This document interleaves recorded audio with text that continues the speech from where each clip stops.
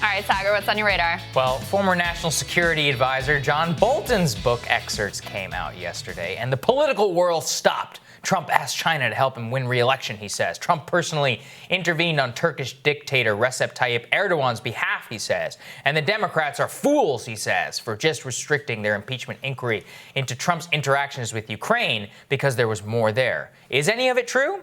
Who knows? Taking John Bolton at face value isn't exactly something that has worked out so well for the world since somewhere around October 2003.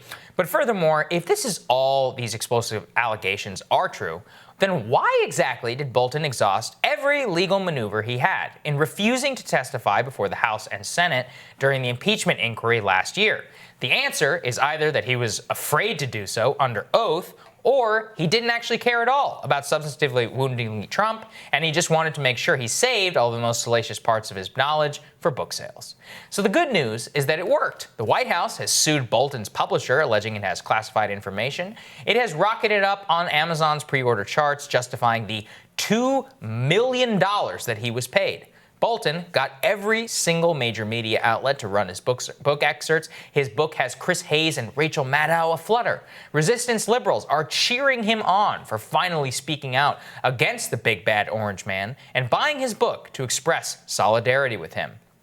There is special irony in a bunch of resistance MSNBC liberals anointing multi-millionaire status on John Bolton in his ultimate revenge against Trump for not being hawkish enough in his presidency. Recall, the reason Bolton was fired in the first place is because he vehemently disagreed with Trump's decision to try and pursue a peace deal with the Taliban and get our troops out of Afghanistan. He objected to trying to get out of Syria, and of course, he has long been the most famous advocate for outright war against Iran and North Korea in American political discourse. The New York Times review of the book is scathing, noting, quote, "The book is bloated with self-importance, even though what it mostly recounts is Bolton not being able to accomplish very much.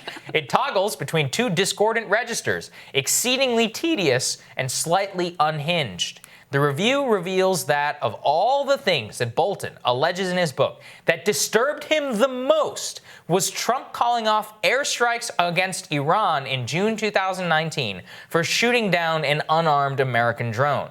The strikes in question would have killed hundreds of Iranian soldiers. And after receiving the news, Bolton writes bitterly, it was, quote, "the most irrational thing I ever witnessed any president do." As friend of the show Matt Stoller puts it, quote, "So basically the Bolton book is muddled and a dishonest mess written because Bolton is mad Trump didn't commit mass murder against Iranians. Hashtag resist." That about sums it up. And it sums up the inevitable news cycle from all of this. Cable news will call it shocking. Adam Schiff will say, we must investigate. Nancy Pelosi will clap at Trump again. The White House will deny every word of it. All of us will be worse off. An unrepentant neocon, who never should have been in the Trump administration in the first place, will be millions of dollars richer. His record will be whitewashed to millions of MSNBC liberals who probably got into politics in the first place because they were against the Iraq War. He will win praise from his former enemies, and he will become an enemy to former friends, all in the name of tribal politics. And the hellish circle of predictable politics makes us remember why exactly so many people just want to burn this entire system down in the first place.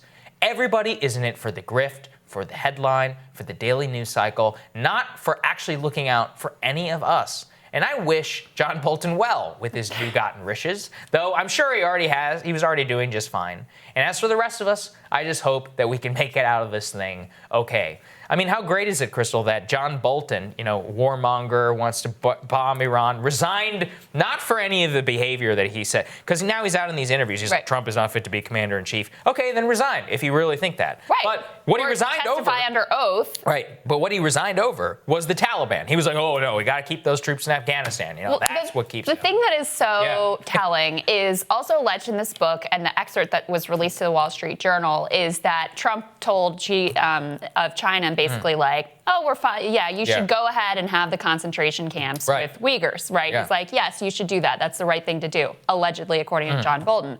And he also told Xi that he was the greatest Chinese leader maybe ever, certainly in the past 300 years, according to John Bolton. That's what he says. I definitely believe that. So, it actually sounds like that. That sounds exactly what Trump would say. Yeah. And I guess, so a couple things. Yeah. First of all, that the thing that would really bother you was both the attempt to make peace in Afghanistan and the pivot point in the narrative, according to the New York Times review, is he can't believe it's so irrational that Trump won't go and strike Iran and risk a hot war, as, by the way, he eventually did, which was one of, in my view, the worst decisions that he's made in his entire presidency, outside of hiring John Bolton in the first place. But that the Iran piece is more troubling to him than yes, we're fine with concentration camps, tells you something. With a book like this, you're always like, what do I do with this? Yes. Because I don't believe Trump.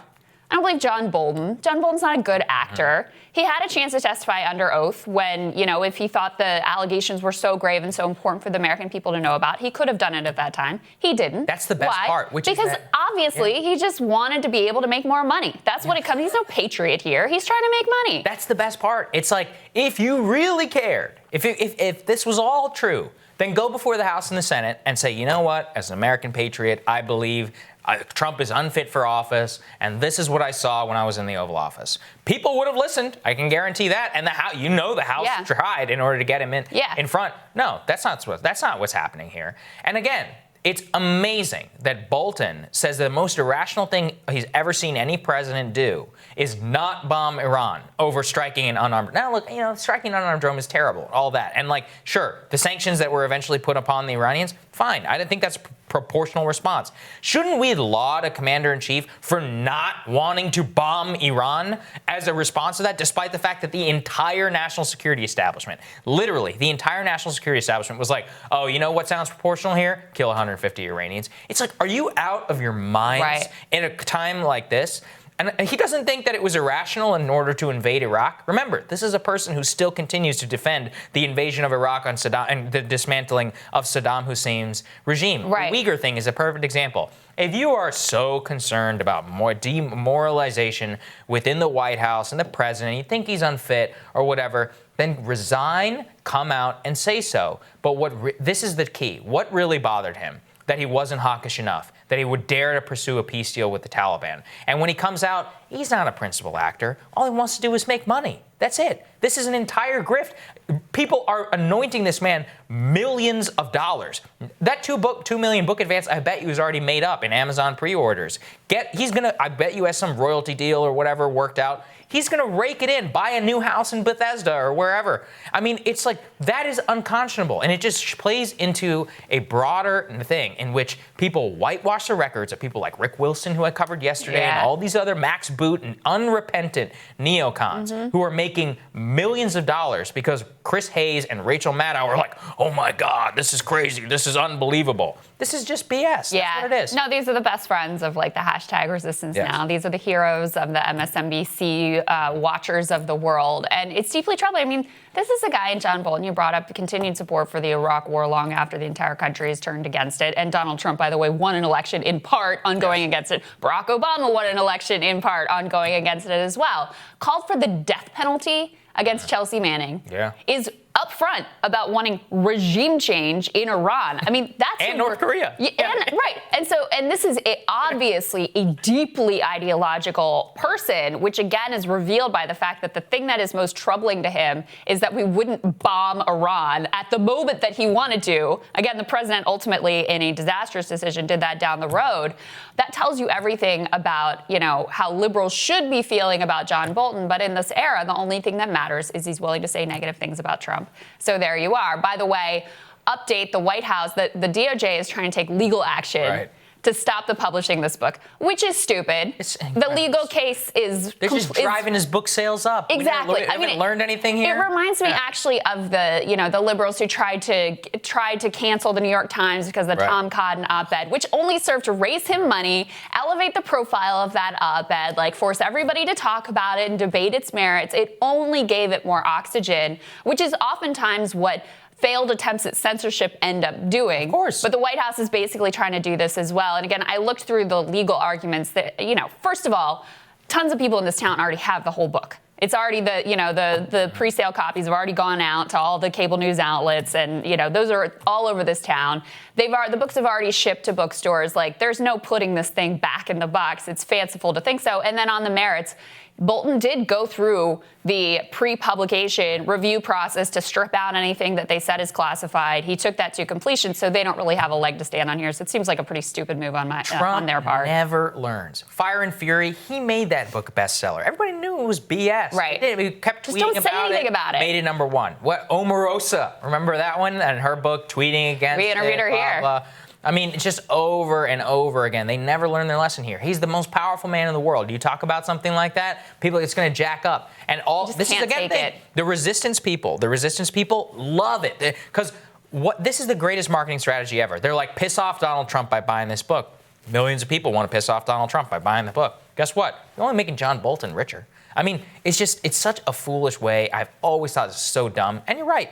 Look, if you're against cancel culture and you're against censorship and all these things, why is the United States government trying to censor this? Inside books come out all the time. Yeah, they're annoying. Maybe don't hire the guy in the first place. Sorry. Right. That was your choice, ultimately. Yeah.